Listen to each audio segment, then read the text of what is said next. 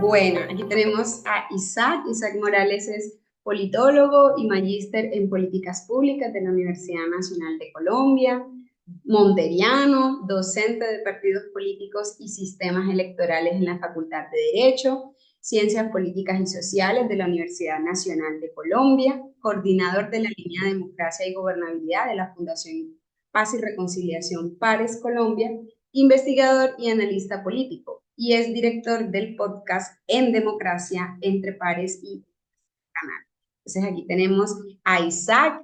Bienvenido, Isaac. También queremos que como que se representen en todos estos perfiles que han conocido hoy, para que vean que el Caribe es diverso, es interesante, que hay muchos que han abierto camino para nosotros y que las organizaciones juveniles que ustedes representan también pueden también encarnar este tipo de apuestas. Entonces, bienvenido, Isaac. Mariela, muchísimas gracias y también a Teresa que antecede. Me pareció muy interesante la conversación que plantea y bueno, yo quedé también muy, ¿cómo decirlo? Como interesado en seguir profundizando en todos estos temas. Yo te voy a mandar la solicitud para poder compartir. No sé si tú me la... Eso. Creo que ya puedes compartir. Sí. Ah, sí, ya, sí, ya. A ver. Bueno, ya Mariela me presentó, entonces yo no voy a volver a decir quién soy. Pero sí hacer énfasis en lo último que dice Mariela. Soy monteriano, hijo de una momposina, de un chimalero de Córdoba y nacido y criado en Montería toda la vida, hace ya que como unos 15 años que me vine a vivir aquí a Bogotá. Entonces, bueno, ahí voy. Me dice abrir configuración de sistema. Vamos a ver si es que tengo un problema yo aquí para compartir. Ah, sí. A un segundo.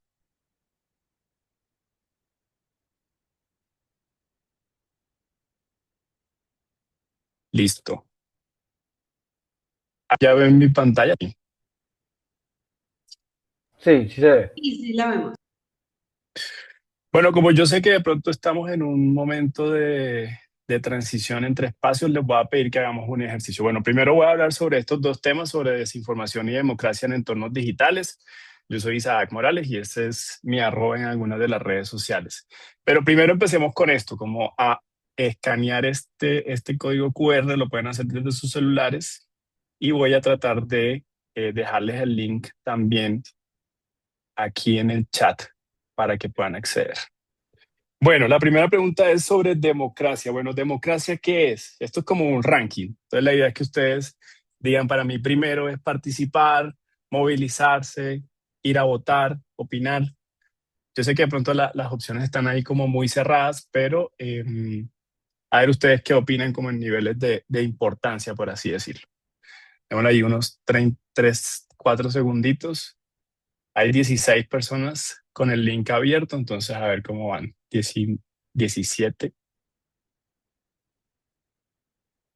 Listo, quédense como con esta idea de las cuatro cosas que yo les sugiero aquí sobre lo que significa democracia. Bueno, ahí ya vemos cómo la mayoría de las personas que están contestando dicen que es participar activamente. En un segundo lugar ubica movilizarse, en tercer lugar opinar e ir a votar, que me parece genial que están poniendo ir a votar de último porque democracia no es solamente la jornada electoral. Bueno, pero ya lo vamos a ver un poquito más a detalle. ¿Puede haber democracia con desinformación? Es una pregunta que yo sé que genera mucho debate, mucha controversia, y la quiero dejar aquí como primera, como desde una apertura, pero más adelante también la vamos a volver a abordar. Creo que esta le da la opción de escribir eh, sí, no y lo que ustedes consideren. O sea, aquí es como unas burbujitas de texto lo que debería empezar a salir. No, ya alguien dijo no. Sí, pero erosionada. Bien. Vamos, que hay 23 personas respondiendo, entonces le damos por lo menos unas 10 respuestas aquí y seguimos a la siguiente. No, debido a que la democracia implica el estar informados para elegir a quién de verdad representa los intereses colectivos. Bien, es una buena respuesta. Si quieren pueden poner eso, no, sí, no, sí, no. Si les da para justificar, genial. Si no, no hay lío. Listo. Bueno, respondieron 924, pero yo sé que esta pregunta puede generar controversia, entonces vamos a dejarla ahí y seguimos con la siguiente. No puede existir una democracia sana con desinformación, es cierto. ¿Qué hago al consumir una noticia o contenido digital? Ustedes también ahí pueden escribir lo que hacen. Les voy a poner un ejemplo. Me quedo con el titular, entro a revisar la noticia, analizo la noticia, leo todo el artículo, ¿ok? Investigo en varios medios. Eso es una muy buena práctica, por ejemplo, verificar la información. Vamos a ver qué surge de aquí para tener una buena nube de palabras. Chévere. Reviso y verifico, contrasto fuentes, corroborar fuente, investigo en varios medios. Súper. Hay que verificar la información, está en el centro, o sea, como que es una práctica que hay que resaltar y que se está como repitiendo. Alguien puso una carita de risa. Listo. Leo la noticia y verifico la fuente. Entonces, quedémonos con esas dos cosas claves. Vamos a pasar creo que esta es la última. Pobrecito este cangurito, véanlo. No lo dejan entrar a un avión. Qué pesar. Ahora, ¿esa imagen es real, falsa o no saben? ¿Ustedes qué dicen? Falsa. A ver, voten. Acuérdense del cangurito, pobrecito, tiene etiqueta y todo, no puede entrar, no lo dejan entrar al avión.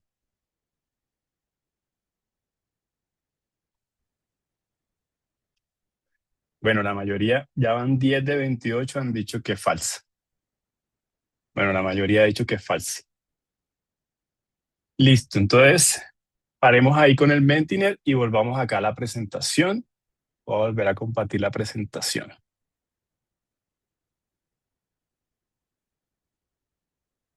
Listo, ahí quedamos en el QR. Entonces, yo cuando Mariela me invitó, yo de verdad quedé muy agradecido por participar en este espacio. Al contrario de lo que te dijo tu contacto, Mariela, yo dije, qué chévere estar con tres mujeres. Nunca pensé en su color de piel, sino que dije antes, me encanta porque siempre hay puros maneles en todas partes y siempre lo estoy también como criticando en ese sentido, pero bueno, genial. El hecho es que yo pensaba como, bueno, ¿qué hay que hacer sobre la conceptualización de desinformación y juntarlo además con democracia? Entonces es una reflexión bastante grande que tenemos que ir abordando, digamos, también como en conjunto dentro de lo que vayamos conversando. Yo creo que hay varios niveles de desinformación.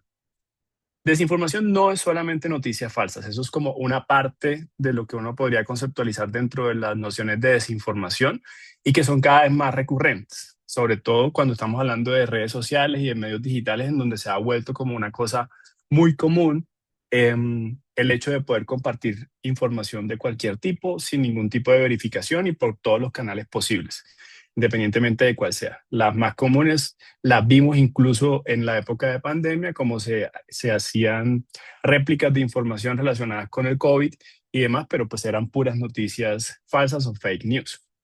Hay otro nivel que tiene que ver como con esta idea de cambiar las conductas o los comportamientos de las personas que parten de incluso operadores que tienen esto como un fin consciente. El caso puntual de Cambridge Analytica, que no tiene nada que ver con la Universidad de Cambridge, es una empresa privada que ellos literalmente lo ponen dentro de su página web, intentan o usan el análisis de datos para desarrollar campañas a marcas y políticos que buscan cambiar el comportamiento de la audiencia. Cambridge Analytica se hizo muy famosa en un escándalo porque se filtró la información de Facebook en la campaña o en la primera campaña presidencial de Donald Trump en los Estados Unidos. Fue como en 2018. Y lo que se supo fue que Cambridge Analytica empezó a utilizar datos de los usuarios de Facebook que estaban como indecisos, pero que pensaban en una posibilidad de votar por Donald Trump en ese momento, y lo que hicieron fue generar como un entorno para que su comportamiento cambiara y esta audiencia pues reforzara sus posibilidades o creencias de votar por Donald Trump. Y hay otro nivel que yo lo considero relacionado con lo que se denomina la línea editorial. O sea, los medios de comunicación también, yo no sé si esto sea prudente decirlo, pero no es una forma de desinformación, sino una manera en la que también se maneja la información. Y de alguna u otra manera, al manipular esa información, se puede prestar para las consecuencias asociadas a la desinformación. Entonces, no es lo mismo la línea editorial de Néstor Morales en Blue Radio a lo que pueda estar haciendo el sistema de medios públicos de RTBC en determinado gobierno. O sea, como una cosa es lo que pueda estar haciendo desde la línea del gobierno actual y otra la que pudo haber hecho también el mismo RTBC en gobiernos anteriores, pero van marcando una línea editorial y eso es importante tenerlo ahí como presente. Ahora, ¿qué busca la desinformación? Y yo decía como, bueno, para desinformar, el objetivo final tienen que ser muchas cosas, pero yo creo que lo más, digamos, como puntual tiene que ver con dos factores grandes. Uno es fabricar credibilidad y generar polarización. Fabricar credibilidad tiene que ver mucho con lo que mencionaba de Cambridge Analytica y de las líneas editoriales de ciertos medios de comunicación para cambiar la percepción de la realidad de un público objetivo en beneficio de una campaña o de una estrategia. Es decir, es manipular para engañar. Y por otro lado, hay una noción que tiene que ver con la generación generar una polarización o hacer como énfasis en esta idea del sesgo de confirmación o la burbuja de eco, donde se potencializan entonces algunas posturas radicales y donde se potencializa la polarización. Aquí dejo una nota clave y es que el algoritmo en las redes sociales que nosotros consumimos tienden a reforzar todos esos sesgos de confirmación, a creer que todo el mundo piensa como yo. Y eso es una cosa muy común en ciertos, digamos, como en ciertos grupos poblacionales. Yo, por ejemplo, que me muevo como con un sector político, un sector de pensadores de cierta manera, pues tiendo como a tener un sesgo de confirmación o un sesgo alrededor de este tipo de formas de concebir ciertas realidades o ciertas cosas. Más adelante vamos a ver entonces qué se puede hacer para que ese sesgo de confirmación no sea lo suficientemente marcado y nosotros podamos tener también una manera de ir más allá de lo que pueda estar alrededor de esa sobreestimación o sobre lo que nosotros creemos que es cierto, ¿sí? Ahora, ¿cómo se ve la desinformación en redes sociales? Entonces les voy a poner un ejemplo. Miren este titular. Uno dice, El Tiempo, el periódico El Tiempo, publicó una pieza en la que dice, presidente Petro, Ecuador, el presidente Petro dice, Ecuador nos está bombardeando campamentos de la FARC. Ok, parece completamente real. Veamos la versión original del Tiempo. Dice, presidente Petro denunció que Colombia está siendo bombardeada desde Ecuador. El sentido es totalmente contrario, ¿sí? Resulta que esto es una imagen falsa publicada por una cuenta en Twitter en donde, pues, pretende hacer una manifestación de respaldo del presidente Gustavo Petro a los campamentos de la FARC, que también incluso hay una cantidad de imprecisiones porque FARC como FARC ya no existen, sino disidencias de la FARC y otros grupos armados organizados. Entonces es una noticia falsa. ¿Y se acuerdan del cangurito? Como le estaba mostrando ahorita en la encuesta, pues también se ve en términos de la viralidad y en términos de lo que puede hacer también la inteligencia artificial. Este canguro se hizo muy viral el año pasado porque supuestamente era un canguro de apoyo emocional a una persona que no la dejaban entrar con su cangurito a un avión. ¿Sí? Pero fue tan viral que todo el mundo lo compartió y todo el mundo se empatizó con el pobre cangurito. El cangurito llevaba su tiquete y cómo así que no dejan entrar al cangurito a la aeronave. Entonces, la viralidad también es parte de la desinformación. Y ahí es importante, digamos, como ir pensando un poco de qué manera nosotros vamos a, eh, como a suspender toda esta cantidad de situaciones que pueden resultar en engañosas y falsas, que es básicamente lo que pretende la desinformación. Ahora, ¿cómo identificar la desinformación? Yo también pensando en preparar este espacio dije, bueno, hay muchas maneras, pero yo lo primero que me preguntaría serían dos cosas.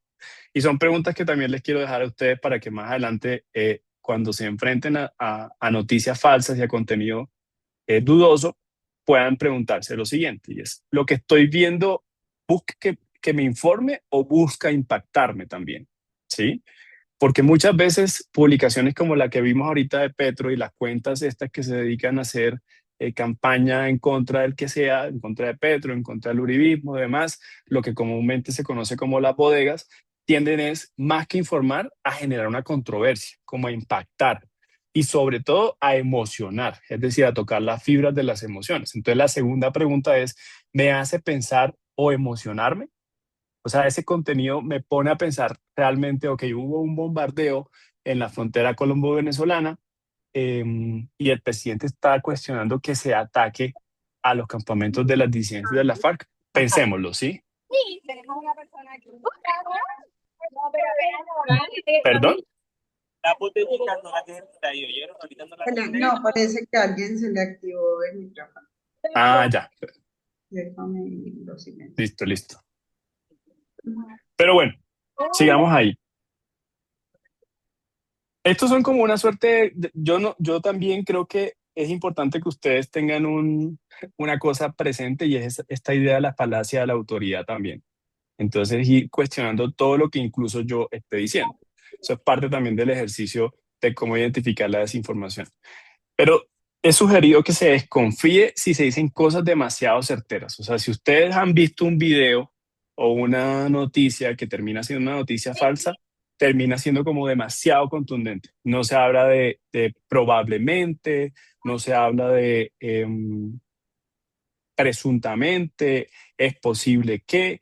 Entonces, cuando hay ya demasiada certeza, uno tiene que entrar a dudar y desconfiar un poco sobre ese tipo de publicaciones. Busquen incoherencias. Por ejemplo, el cangurito, o sea, es una incoherencia casi que contraevidente que un cangurito esté en la entrada de un avión y que se considere como un animal de ayuda emocional.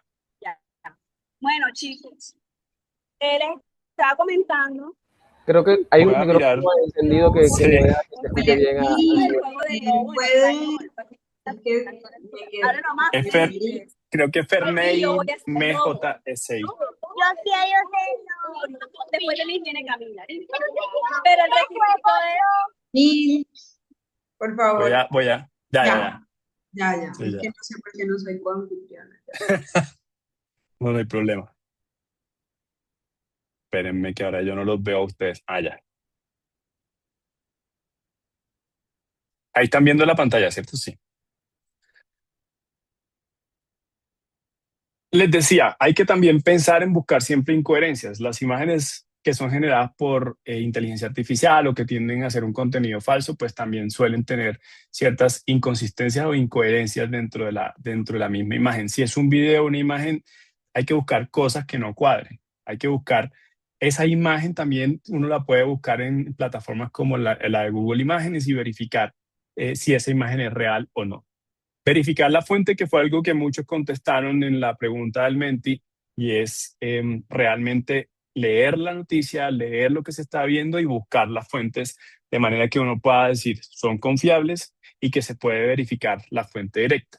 Lo que les decía ahorita, buscar las imágenes, hay que leer mucho más allá del titular, suele pasar muy seguido que nos quedamos solamente con el titular y sobre todo, yo creo que esto es parte de lo más importante, es crear un enfoque crítico y establecer criterios, acudan a los medios confiables para contrastar la información. Es decir, no se trata de estar siempre criticando y estar cuestionando por cuestionar, sino, ven acá, que esta situación, la que estoy revisando, la que estoy conociendo, es del todo cierta o es del todo compleja, completa. Entonces, digamos, parte del ejercicio también es poder generar un enfoque crítico sobre lo que se está consumiendo. Ahora, a la pregunta que hacíamos en el Menti, ¿puede haber democracia con desinformación?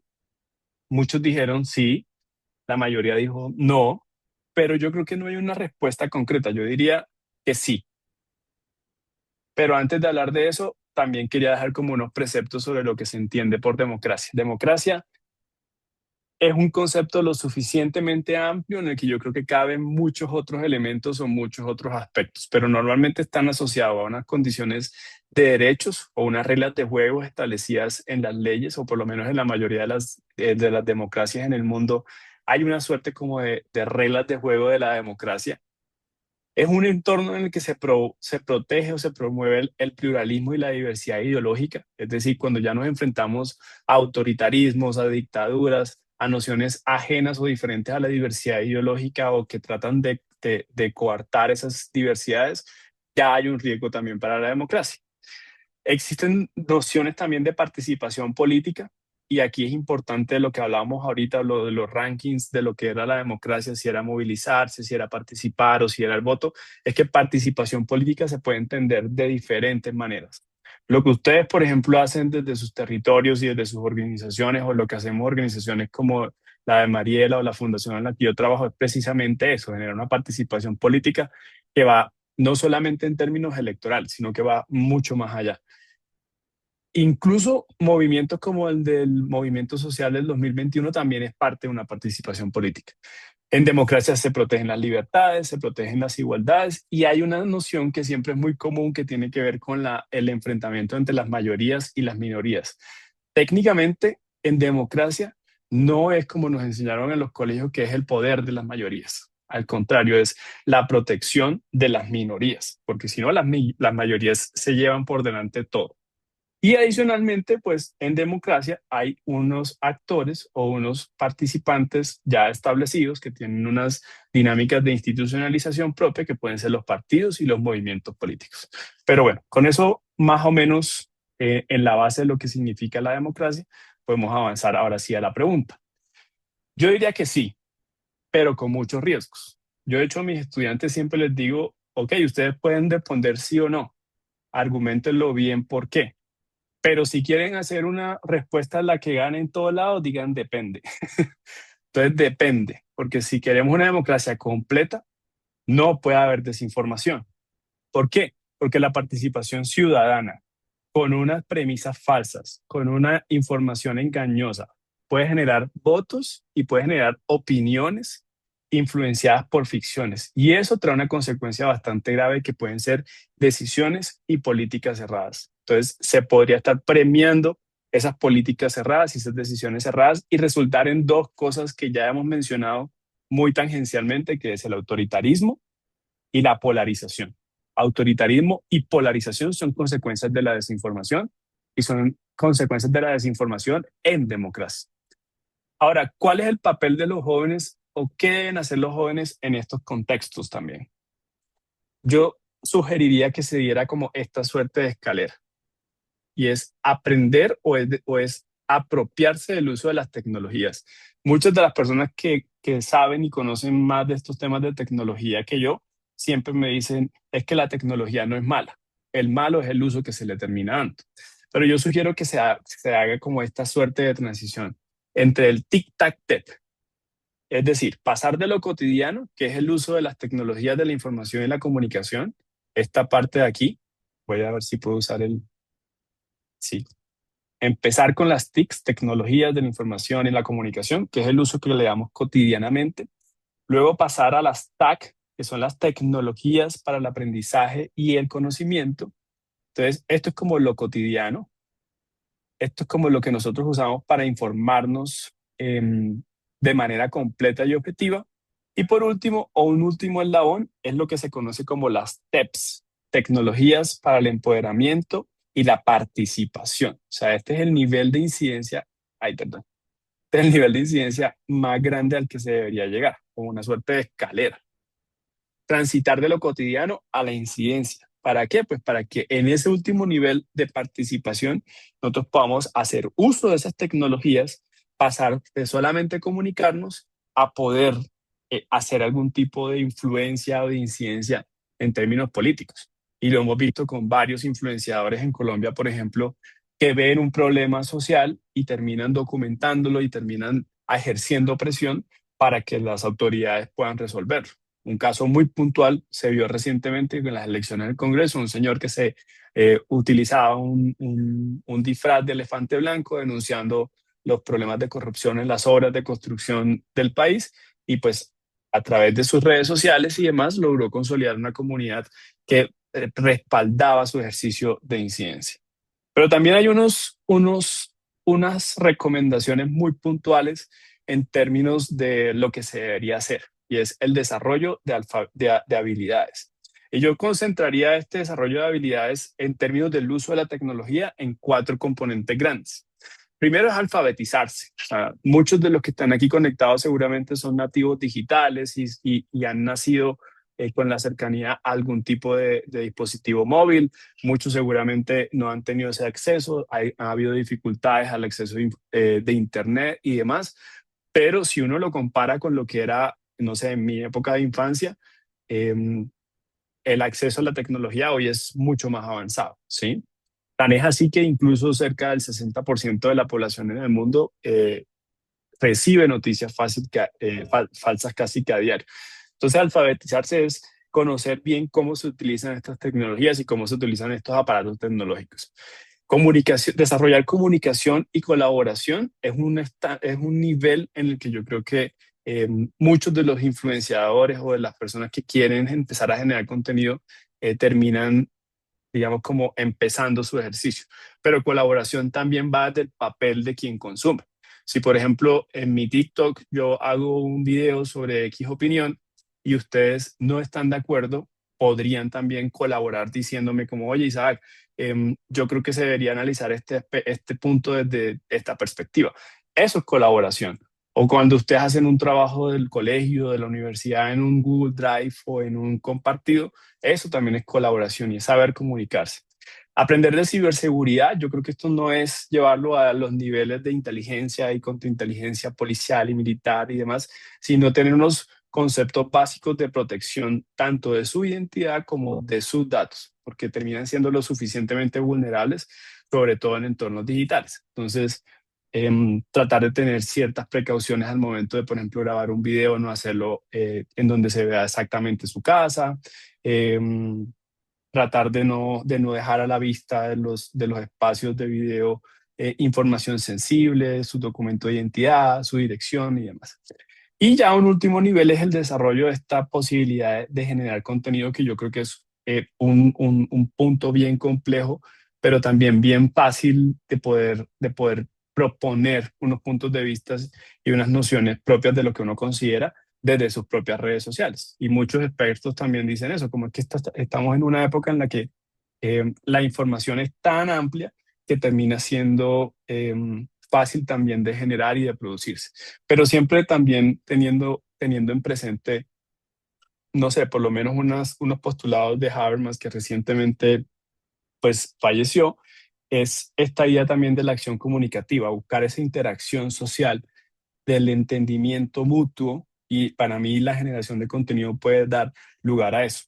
¿A través de qué? Del lenguaje, generando un consenso racional y no a través de una imposición de intereses propios. Entonces, identificar esa desinformación y atacarla con la generación de contenidos, porque ustedes también, la opinión también es un contenido, la opinión también es una información, pero siempre tiene que estar basada en una evidencia o siempre tiene que estar también basada en unos postulados concretos que puedan dar, em, digamos, como esa base para que el conocimiento que se quiera generar a través de los contenidos sea válido y sea también consumido, pero siempre también muy susceptible a la expresión de comunicación y de colaboración. Hay unas herramientas que quisiera dejarles, ya me quedan un minuto y medio, pero es importante que lo tengamos ahí como presente. Hay dos ejercicios muy concretos en Colombia que se llaman Colombia Check y el detector de la silla vacía. Estas son dos iniciativas que se dedican única y exclusivamente a revisar y a chequear si las noticias que se están consumiendo son verdaderas o son falsas. La silla vacía tiene un nivel o una escala dentro de su detector que va desde el rojo hasta el verde y determina si realmente la noticia que estamos consumiendo es verdadera o falsa, ¿sí? Esa que les puse, por ejemplo, de Petro en el tiempo fue tomada también de Colombia Check. Aquí pueden ver el ejercicio y pues sirve como de ejemplo. Bueno, 29 minutos y 10 segundos. Muchísimas gracias y estoy aquí atento a lo que surja, María.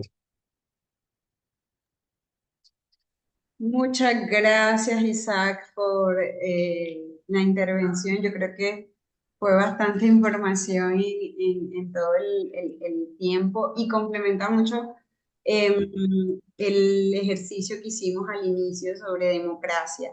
Entonces vamos a aprovechar que tenemos unos 6 minutos para que ustedes puedan preguntarle a Isaac o hacer alguna intervención. Puede ser de la sesión de él o conectándola con las otras sesiones que hemos visto o preguntas de pronto de algún tema que él haya abordado.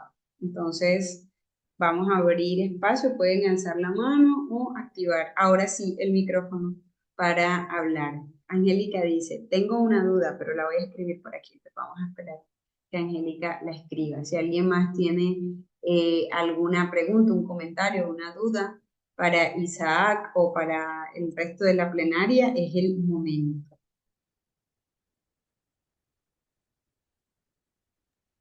Bueno, yo Sí. quiero como, mientras Angélica escribe su duda, yo quiero como hablar de algo que creo que lo mencionó Teresa sobre la burbuja de las redes sociales y pareciera como que, por ejemplo, yo miro, a veces entro a las redes sociales de mi mamá y son totalmente diferentes a las mías y nunca me entero de cosas. Yo sé, por ejemplo, lo que pasó con el ejército, desafortunadamente, todas las muertes que hubo, porque sigo noticias, pero me salió una Ujú. sola vez y se me desapareció totalmente del algoritmo, no me volvió a salir más información sobre eso.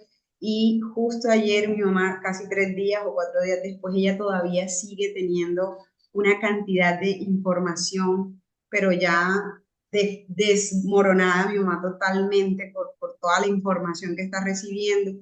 Entonces, sí o sí, obviamente, uno responde el algoritmo responde a uno y viceversa, y está uno como en una burbuja también de unos nichos de información que a veces ni Sí. siquiera se llegan a cruzar. Y precisamente creo que hablar de desinformación y democracia es importante porque precisamente en ciertos nichos es donde más se puede consumir cierto contenido de desinformación más que en otros, ¿no? Sobre todo pienso que Sí. los adultos son más propensos ahora con la IA a sufrir. Para mí es fácil identificar IA, aunque yo quería que el cangurito fuera de verdad, pero yo sabía que era mentira, pero yo dije, ay, qué lindo, quiero que sea real. Pero en general se está volviendo cada día más difícil identificar qué es cierto y qué no. Sí, No es sé. verdad. Pero yo también, hay una cosa que se me olvidó mencionar, Mariela, y es cuando hablaba de esta idea de la burbuja del eco o el sesgo de confirmación, nosotros mismos y nosotras mismas también tenemos la posibilidad de salir de ese eco, ¿sí? Una cosa que yo hago, por ejemplo, yo evidentemente no comparto ciertas posturas políticas de ciertos sectores del país, pero a veces voy y los consumo, ¿sí? También como para saber ellos qué están haciendo y no hackear, porque eso suena raro, pero sí como engañar un poco al algoritmo. Es, ok, estoy escuchando el video de esta persona, estoy leyendo los trinos de esta persona, porque me interesa saber también qué es lo que están planteando y cómo lo están planteando.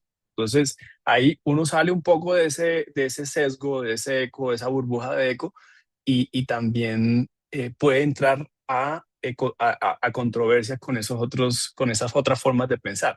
Porque en parte también el sesgo y la desinformación es eso, o sea, como que el algoritmo te está mandando siempre lo que cree que tú quieres creer y tú le vas a terminar validando ese ejercicio. Entonces, es parte también del último punto que yo mencionaba sobre generar un pensamiento crítico y analítico en el que nosotros podamos movernos, o sea, vean, YouTube, TikTok, lo que sea, de diferentes formas de pensar de uno mismo, también empieza como a contribuir en esa idea de superar esa burbuja de eco, pero pues, o reafirmar también nuestras formas de pensar con todo el sentido. Angélica Barazarte nos está preguntando por el chat, entonces la voy a leer y si te parece la resolvemos, Mariela. ¿Sí? Listo. Claro. ¿Cómo desde tu conocimiento podemos reconocer una noticia falsa hecha con inteligencia artificial? Conociendo que hay unas noticias que son supremamente absurdas y uno se da cuenta, pero y esas noticias que las personas que tienen el conocimiento de inteligencia artificial y son un poco más difícil de reconocer, ¿cómo podríamos interpretarlo desde lo que nos hablaste? Entonces, creo que la pregunta se resumiría en cómo identificar una noticia falsa hecha con inteligencia artificial. Yo siento que cada vez más va a ser más difícil, ¿sí? De hecho, hay un ejercicio que realizó la BBC de Londres con una noticia falsa completamente hecha con inteligencia artificial. Y la periodista se veía súper natural y pareciera que fuera una persona humana real y no había ningún detalle en el que uno pudiera decir como, oye, esto es falso. No. Entonces, ahí lo que sugieren los expertos, porque también hay una cosa que les mencionaba al principio y es esta falacia de autoridad, ir viendo a ver cómo podemos también cuestionar lo que los expertos y expertas están diciendo sobre determinados temas. Pero es importante, Angélica, que vaya siempre a la fuente directa. O sea, si la noticia sale de un medio de comunicación que es confiable, real, certero, que tú puedas verificar si efectivamente la publicó ese medio, ya uno entra a dudar y dice, bueno, listo, hay una fuente concreta que nos está diciendo que esa noticia sí se publicó en ese medio de comunicación. Si no, hay que entrar también en la duda. Pero yo sí creo que hay que ser muy cuidadoso porque cada vez se va perfeccionando mucho más el uso de la inteligencia artificial en la generación de contenido digital. O sea, ya incluso hay muchas cuentas de TikTok de personas que no son personas reales que están haciendo videos a punta de inteligencia artificial. Entonces, lo importante es eso, siempre, siempre tener como un criterio de duda y un criterio de crítica sobre lo que se está viendo. Ahora, hay unos motores de inteligencia artificial también muy básicos, por así decirlo, en los que se empiezan a notar ciertas cosas. De hecho, el video del cangurito, la señora que supuestamente lleva al canguro aparece en un momento con 4 dedos, en otro momento con un anillo, luego sin un anillo. El ticket del cangurito no tiene un idioma reconocible. Entonces hay detalles, también les decía en una parte de la presentación que hay que buscar todas las incoherencias posibles dentro de los videos y de las imágenes. Pero bueno, dice Teresa, sí, claro, ya hay también artículos escritos por IA y que se están citando en otros estudios posteriores. Sí, es verdad. Es como ese ciclo del profesor que usa la inteligencia artificial porque no se le ocurrió una tarea y los estudiantes usan inteligencia artificial para resolver la tarea que el profesor creó con la inteligencia artificial, entonces entran como en un ciclo ahí de la inteligencia artificial. Yo creo que la inteligencia artificial es útil, la tecnología es útil, pero también tenemos que saber cómo usarla, ¿sí? Una vaina tenaz, totalmente tenaz. Yo había visto que alguien levantó la mano, Mariela, no sé. Sí, qué pena, no soy yo. Bueno, me presento, mi nombre es Isaías Villarreal. La pregunta va como un poco orientada con el tema pues, de la escuela, cómo lo trató. No sé si después, tal vez en sus capacidades pueda contestarla, pero va orientada a esto. O sea, ¿qué acciones concretas pueden, digamos que, desarrollarse en el ejercicio de la docencia articulado con el activismo juvenil para convertir la escuela en un espacio real de participación democrática? Digamos que dentro del escenario juvenil, es decir, que sean pues los mismos chicos de la escuela que también, digamos que se introduzcan dentro de este ejercicio activista y que a la vez, por medio de ese ejercicio digital, también puedan como crear esos escenarios de democracia. Isaías, bueno, muchas gracias. Tú eres profesor, ¿sí? En formación, pero sí tengo digamos que actividades muy, digamos que presentes en la escuela. Me gusta mucho trabajar con los... Ok. Bueno, yo siento que ahorita hay mucho potencial con todo el acceso a la tecnología que se tiene, con todo y también las dificultades que hay, o sea, también siempre tenemos que ser muy conscientes y se lo hemos planteado en varios espacios a diferentes personas, como Colombia también sigue siendo muy desigual, incluso en el acceso a la información, en el acceso a la tecnología, pero cuando se tenga ese acceso y cuando se pueda tener, si es el caso de ustedes, por ejemplo, hay que sacarle todo el provecho y el potencial al uso de las mismas.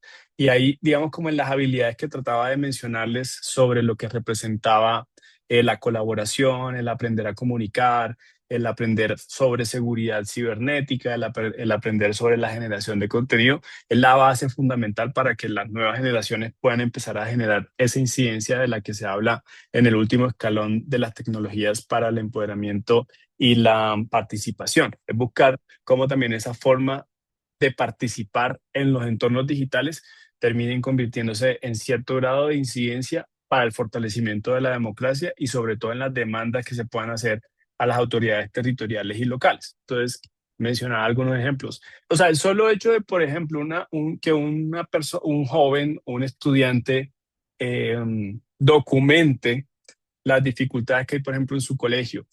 Las sillas están rotas, el programa de alimentación escolar está saliendo mal, muchas dificultades que puedan darse dentro de los contextos escolares, se documente y se pueda promover de alguna u otra manera que esa información llegue a quienes deberían tomar las decisiones sobre eso.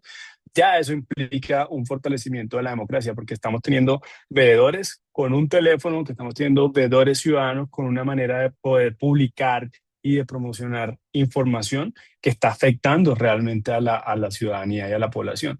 ¿Qué participación ciudadana también es eso? O sea, participación ciudadana no es solamente ir a votar o decirle a los estudiantes que participen en la elección del consejo estudiantil y del personero, sino también que tomen partido sobre las situaciones que están afectando el libre desarrollo de la democracia en los diferentes niveles. Para mí la democracia en política es todo. Y democracia en política es participar.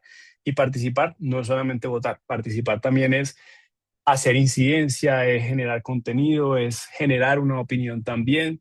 Yo sé que muchas veces nos cuesta mucho hablarle a una cámara, tomar partido, no partido político, no, tomar postura más bien en un tema, pero está también en la práctica. O sea, yo creo que es una cosa que uno puede ir soltando y puede ir asumiendo como un ejercicio que contribuye realmente al fortalecimiento de la democracia, al fortalecimiento de la participación.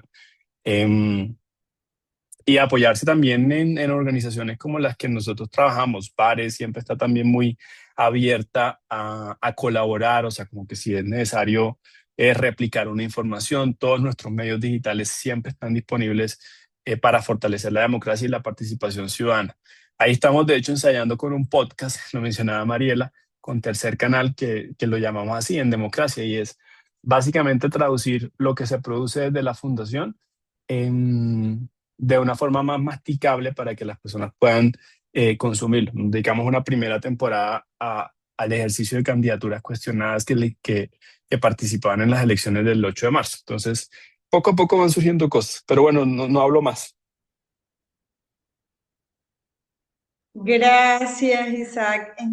Con todos los talleristas nos quedamos así como con la palabra en la boca porque realmente el tema tiene mucho de largo y de ancho y podríamos quedarnos aquí todo el día hablando de estos cuatro temas tan importantes, pero esto es como también una provocación de parte de Construyendo Ciudadanía para que de pronto si quieren seguir a Isaac, a Tere, a Irina, a mí, poder como seguir conversando, a la corporación pueden seguirla y seguir como enterándose de lo que estamos hablando, de lo que estamos conversando, porque al final creo que la democracia también es eso, poder tener como la posibilidad de abrir, ampliar, consolidar, eh, cuestionar conversaciones que se estén dando y pues la tecnología también nos da esa oportunidad de ahora ser como más parte del debate y crear opinión pública.